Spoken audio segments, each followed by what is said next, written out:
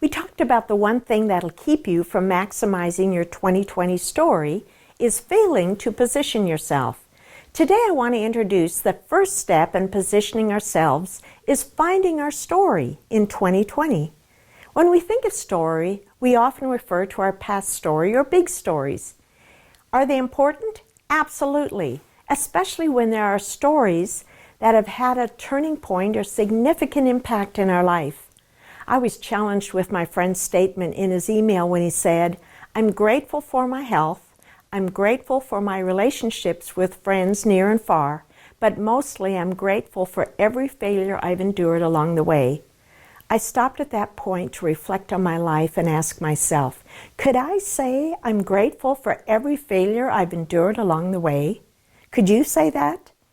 I quickly reflected on last year when I went through a 4-month leadership challenge. I verbalized to my coach, I'm glad I went through that, but I wouldn't want to go through it again. She quickly exhorted me and said something like, if you don't fully embrace those few months, you will not receive what is in store for you in the future. I knew she was right.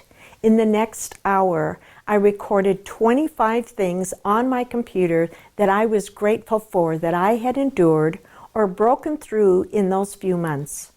My friend went on to say, you see, gratitude unlocks the fullness of life. It turns what we have into enough. I've also heard someone say, it will turn your not enough into more than enough. Most likely you can reflect on your life and quickly count times in your life when there wasn't enough. I certainly can. Why can we recall those things so quickly? Because we've experienced what it is like to go without, be laughed at or made fun of. When things start turning around, we're ever so grateful. But what happens when the tables are turned and we step into abundance? Have we maintained our humble attitude, or has it quickly turned to pride?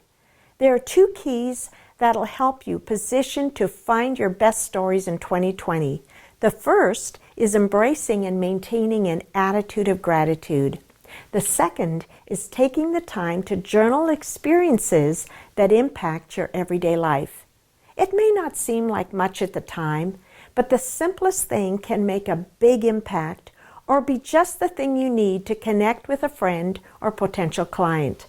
Either way, it allows you to rise above and soar even through the hard times. An attitude of gratitude will open doors and take you places you never dreamed of going. If you want to find and remember your best stories this year, I encourage you to open up a folder on the computer or take out a journal and begin by writing 10 things you're grateful for each day. You'll be surprised at what will unfold. Enjoy your 2020 story.